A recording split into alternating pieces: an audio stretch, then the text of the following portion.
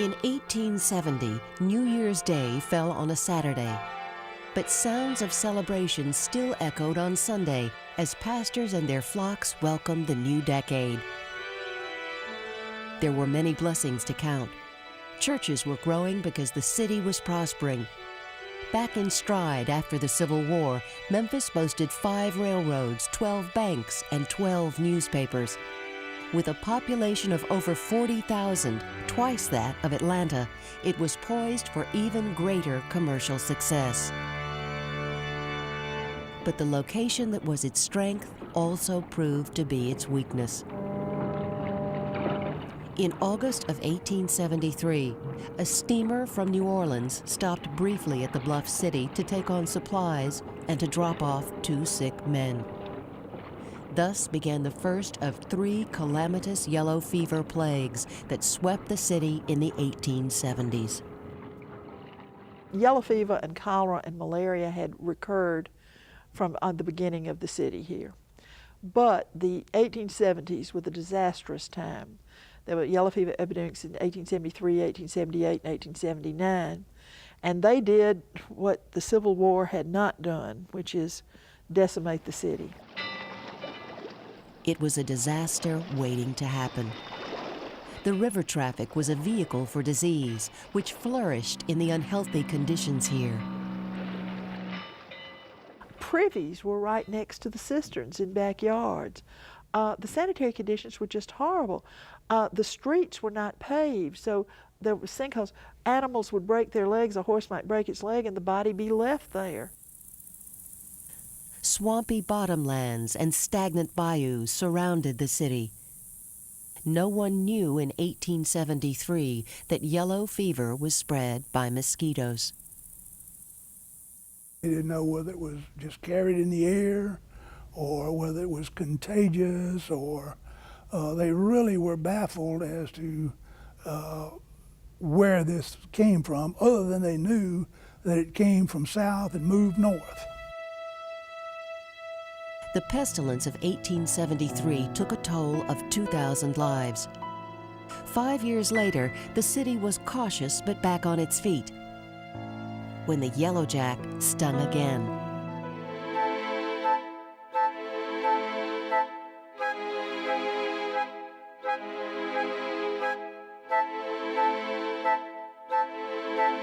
The result was one of the worst fever epidemics in American urban history. Most all of the citizens of Memphis knew they were in for hell, and they were. Thousands left on the trains, whilst thousands of others escaped in carriages, carts, and even on foot. On any road leading out of Memphis could be seen a procession of wagons piled high with beds, trunks, and small furniture, carrying also the women and children.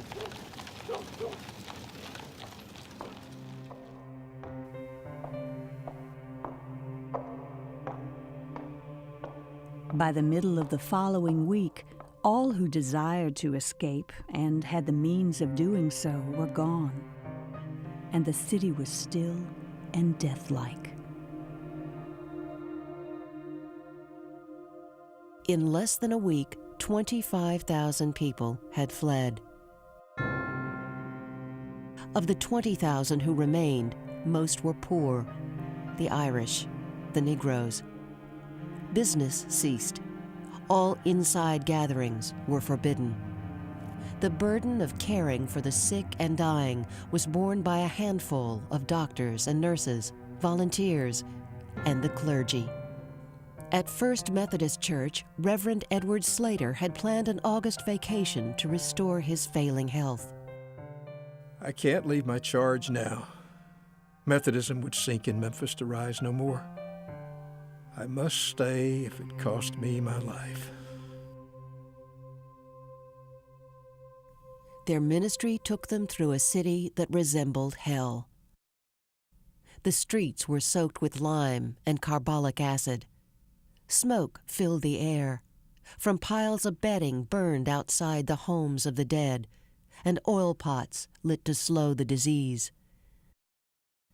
The city was silent, except for the rumbling of dead carts and the firing of cannons to dispel the vapors.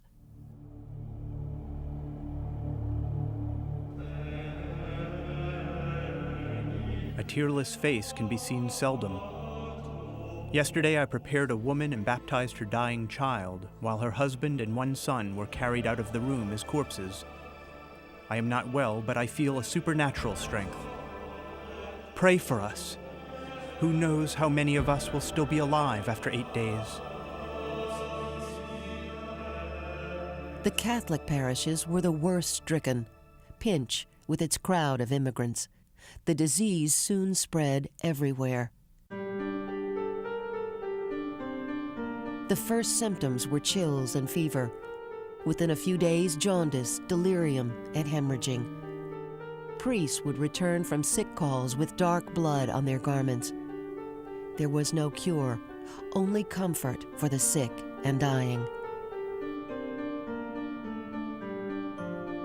Father Reardon's corpulent frame made it difficult, if not painful, to attend the sick.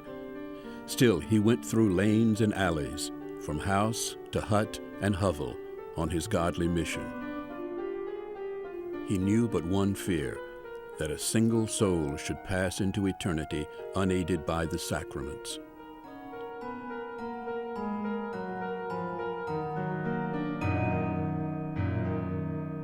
Corpses lined the streets. At its height, more than 100 people died in a day.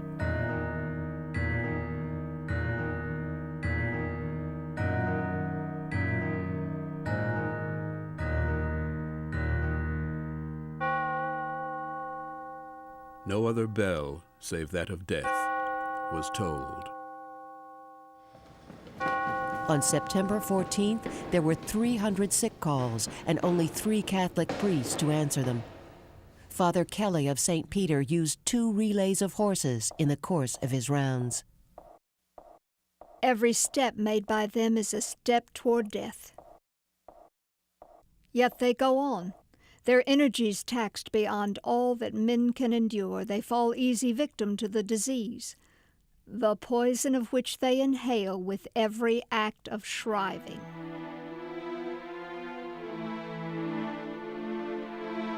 The Episcopal Sisters of St. Mary were teachers, not nurses, but they turned their house into a dispensary, opened a soup kitchen, and made sick calls day and night.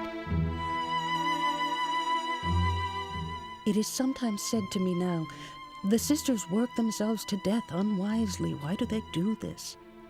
Unwisely.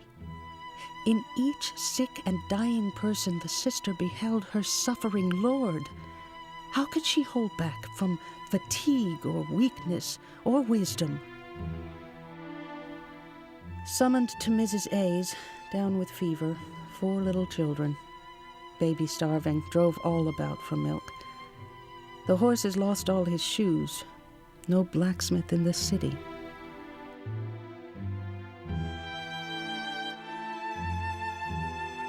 Yesterday I found 2 young girls who had spent 2 days in a 2-room cottage with the unburied bodies of their parents. It was 24 hours before I could get those 2 fearful corpses buried.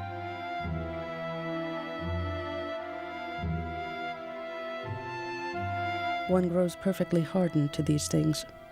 Carts with 8 or 9 corpses in rough boxes are ordinary sights. I saw a nurse stop one today and ask for a certain man's residence. The Negro driver just pointed over his shoulder with his whip at the heap of coffins behind him and answered, "I've got him here in his coffin."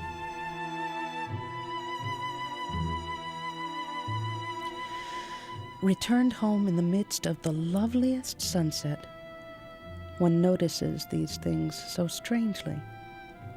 I fairly dropped into bed. First time for 3 nights.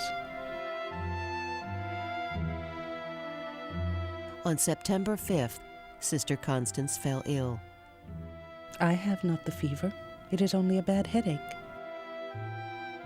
They were about to place her on a comfortable mattress. She refused. It is the only one you have in the house. And if I have the fever, You will have to burn it.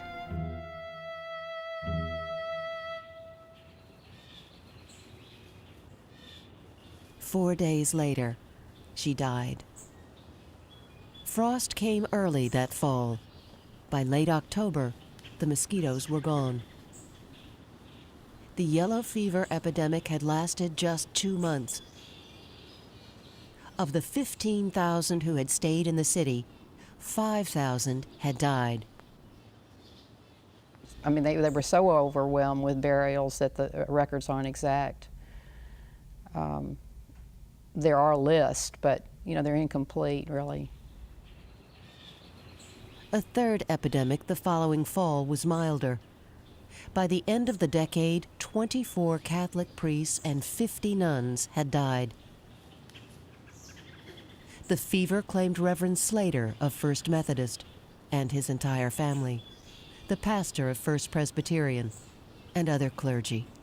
And at the Cathedral of St. Mary, 6 nuns and priests were dead, all martyrs to their faith.